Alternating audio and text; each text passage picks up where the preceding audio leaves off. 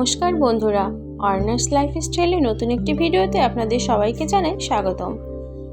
আজকে সকাল সকাল অর্ণাকে নিয়ে যাচ্ছি ডক্টরের কাছে। কাল বিকালবেলায় অর্ণা খেলা করতে করতে চোখের ভিতর কি যেন একটা ময়লা গিয়েছিল। তো দেখতেই পাচ্ছেন অর্ণার চোখটা কেমন ফোলা ফোলা লাগছে।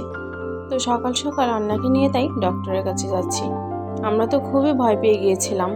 অর্ণা কালকে থেকে চোখটা খুলতেই পারছিল না, ভয়ে চোখ বন্ধ করেই রেখেছিল, কারণ চোখ খুললেই চোখের ভিতরে ময়লাটা হয়তো বা ভিতরে ফুটছিল কোথাও। তো আমি তো অত বের করতেই দিচ্ছিল না ভয়ে, তারপরেও জোর করে আমি রাত্রে বের করে দিয়েছিলাম।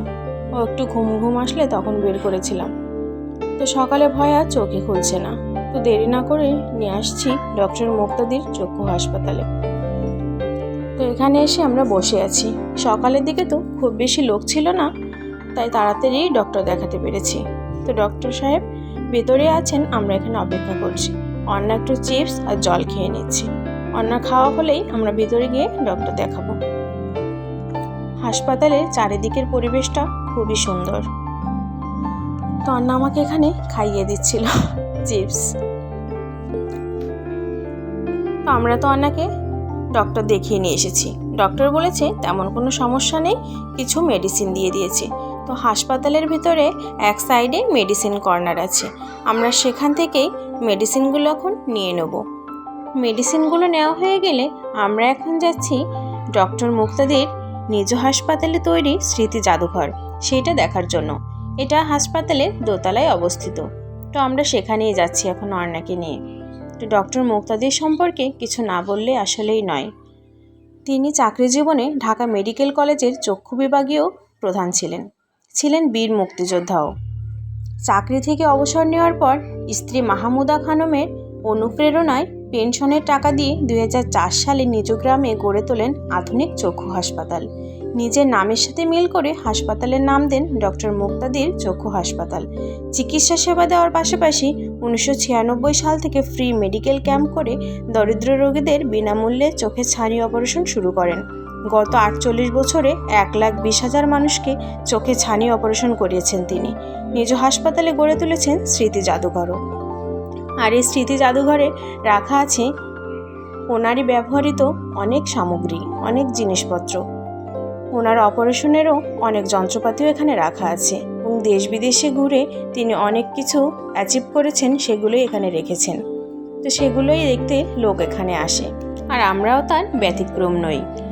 তো জাদুঘর দেখা শেষ করে আমরা এখন আস্তে আস্তে করে নিচের দিকে নেমে যাচ্ছি, আর এখন চলে যাব বাসার দিকে। সকালে যখন হাসপাতালে আসছিলাম তখন এতই বৃষ্টি হচ্ছিল যে আপনাদের চারপাশটা ভালো করে দেখাতে পারিনি। তো হাসপাতাল থেকে বের হবার পরে এই যে দেখতে পাচ্ছেন রাস্তার দুই পাশ দিয়ে কত সুন্দর গাছপালা, একবারে সবুজ, যতদূর অবধি চোখ যায় যেন সবুজের একেবারে রাজ্য। আর গ্রামের ভিতর হওয়াতে রাস্তাঘাটগুলো ছোট ছোট ছিল, তবুও খুবই সুন্দর, একদম মনোরম পরিবেশ। কি যে সুন্দর লাগছে।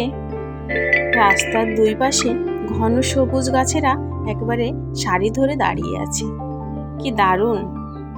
এই যে দেখতে পাচ্ছেন এটা হলো ভুট্টা ক্ষেত।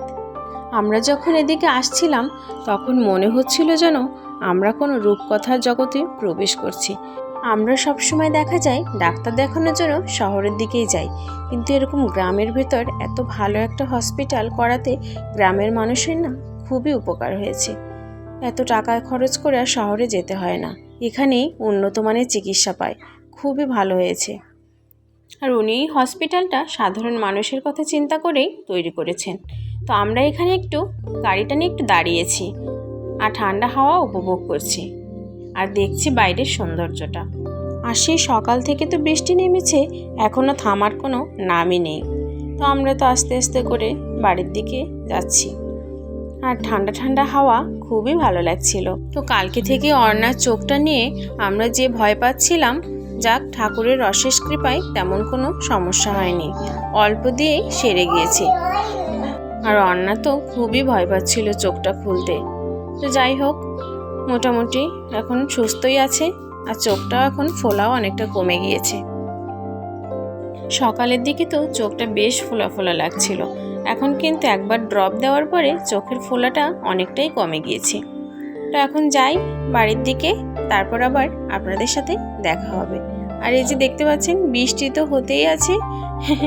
তো এইটুকু ছাতা বের করে নিই, অন্যকে নিয়ে এখন দৌড়ে বাসার ভিতর চলে যাই। এই যে চলে এসেছি, দরজা খুলে রুমের ভিতর ঢুকি। বন্ধুরা, আমাদের ভিডিও যদি আপনাদের কাছে ভালো লাগে অবশ্যই আমাদের কমেন্টস করে জানাবেন, আর লাইক শেয়ার সাবস্ক্রাইব করতে একদমই ভুলবেন না। মামুনি, তোমার এখন চোখ ব্যথা করছে? ভালো লাগছে? ডক্টর বাবু তোমাকে কি করলো? কি করলো ডক্টর বাবু? আলো দিয়েছে। এরকম করে চোখ টেনে আলো দিয়ে দেখেছে? তোমার ভালো লেগেছে? আচ্ছা, তুমি কেমন করে চোখ বন্ধ করেছিলে কালকে থেকে? চোখে খারাপ লাগছিল? ও, এখন ভালো লাগছে?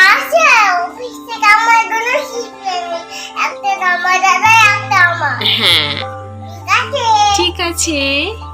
তাহলে এখন তুমি ভালো না, সুস্থ? এখন ভালো লাগছে? তোমার চোখে কি করে ডক্টর বাবু ওষুধ দিয়ে দিল? দেখাও তো। ওরকম করে শুয়ে তারপর ওষুধ